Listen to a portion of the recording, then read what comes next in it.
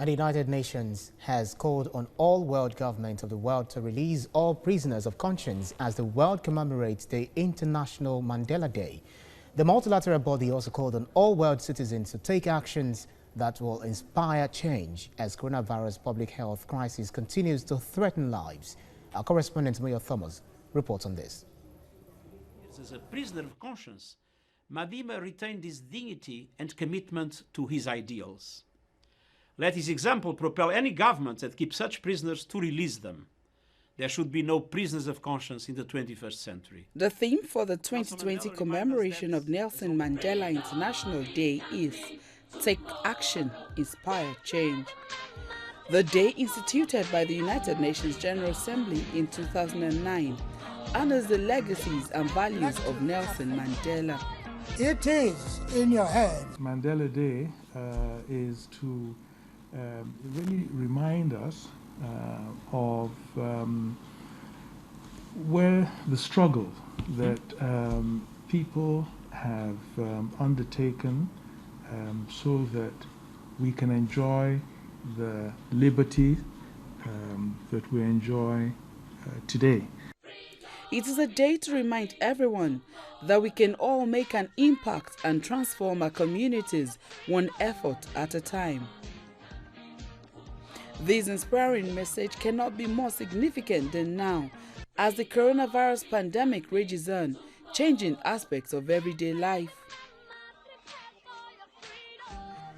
The Nelson Mandela Foundation this year is encouraging every individual to be a part of an initiative that truly changes lives, and has also initiated a project called Each One Feed One. Engaging in actions that change humanity for the better is the real essence of this day, as explained by the great Madiba himself.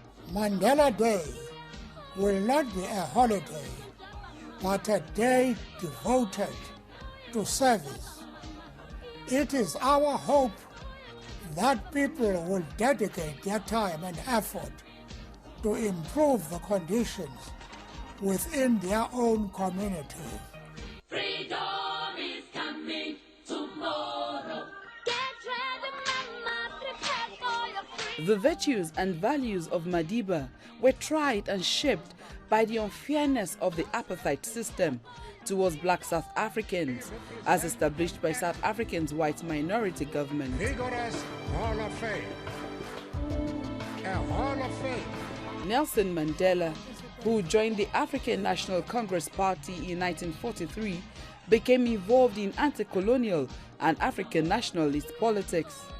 He and his party worked to dismantle the racial segregation system that gave utmost privileges to the whites in South Africa.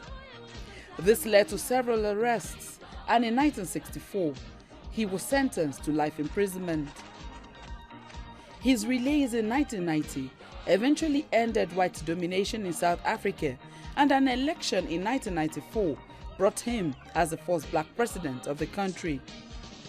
His tenacity, perseverance, culture of peace, charity, and freedom are the virtues the International Mandela Day celebrates. Mandela also showed what leadership is about, that it's not about personal aggrandizement.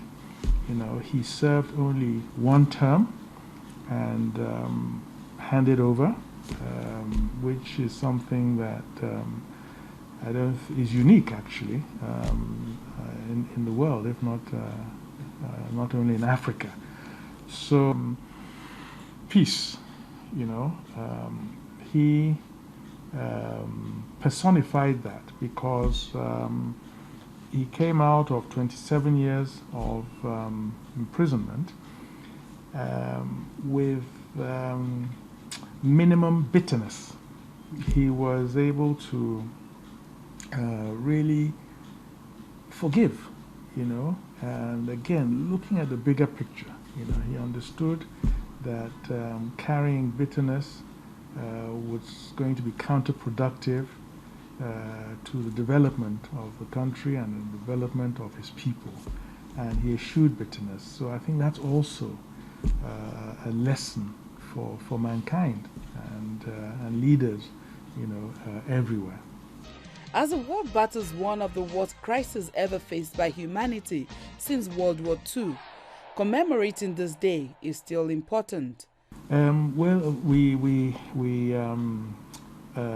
celebrate with the world, with South Africa, this day, and commemorate it, and rejoice that such a man walked on this planet and has enriched our lives and given us really a basis for moving forward and hopefully attaining that peace and freedom that we seek in this world.